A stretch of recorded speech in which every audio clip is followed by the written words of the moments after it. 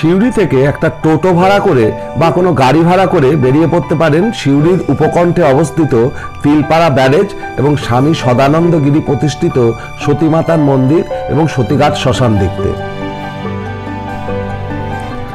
ভারতের স্বাধীনতার পর যখন কৃষিতে জোর দেওয়া শুরু হয়েছিল তখন চাষের প্রয়োজনে ব্যারেজ নির্মাণ করা শুরু হয়েছিল। ঠিক সেই সময়ে তিলপাড়া ব্যারেজেরও নির্মাণ হয়। এর অপরূপ রূপ আপনাকে মুগ্ধ করবেই। ডিসেম্বর মাসের শেষের দিকে এবং জানুয়ারি মাসে এখানে প্রচুর পরিযায়ী পাখির সমাবেশ দেখা যায়।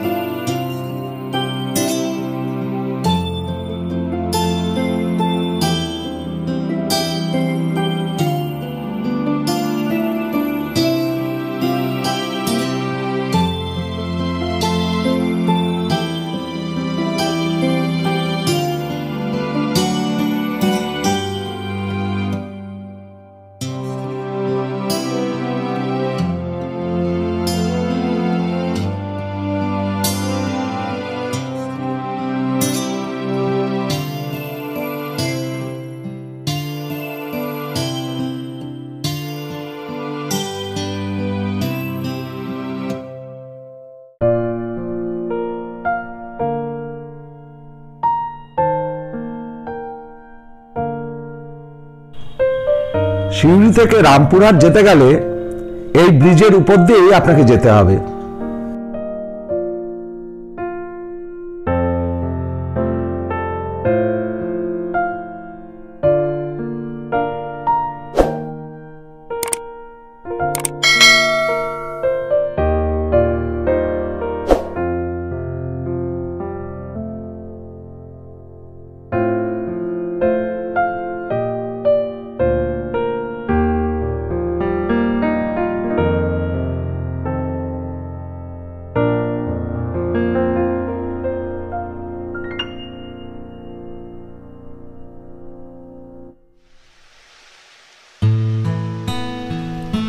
তিলপাড়া ব্যারেজ থেকে স্বল্প দূরেই এলসি ইঞ্জিনিয়ারিং কলেজের ঠিক উল্টো দিকে রয়েছে সতীঘাট মহাশ্মশান এবং সেখানেই রয়েছে সতীমাতার মন্দির এবং পঞ্চমন্দির আসন।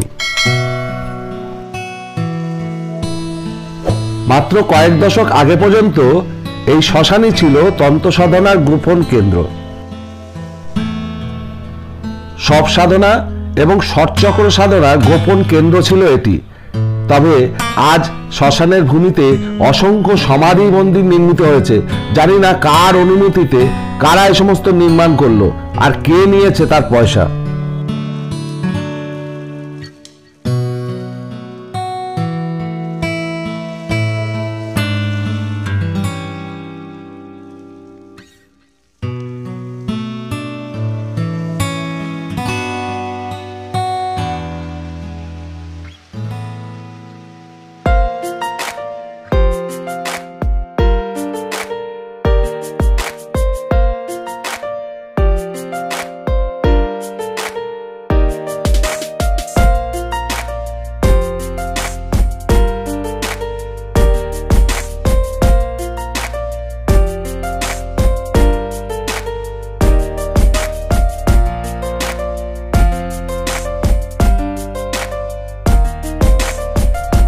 পাশেই রয়েছে সতীমাতা মন্দির এবং সেখানে শিবজির মন্দিরও রয়েছে।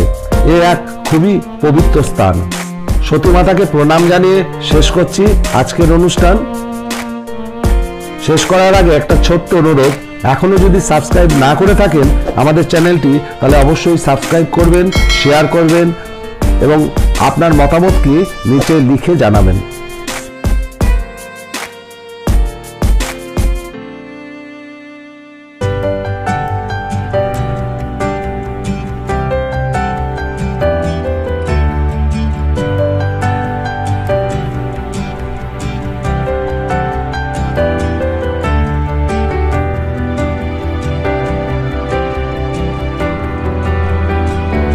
থাকবেন, ভালো রাখবেন। আবার দেখা হবে, কথা হবে পরের ভিডিওতে।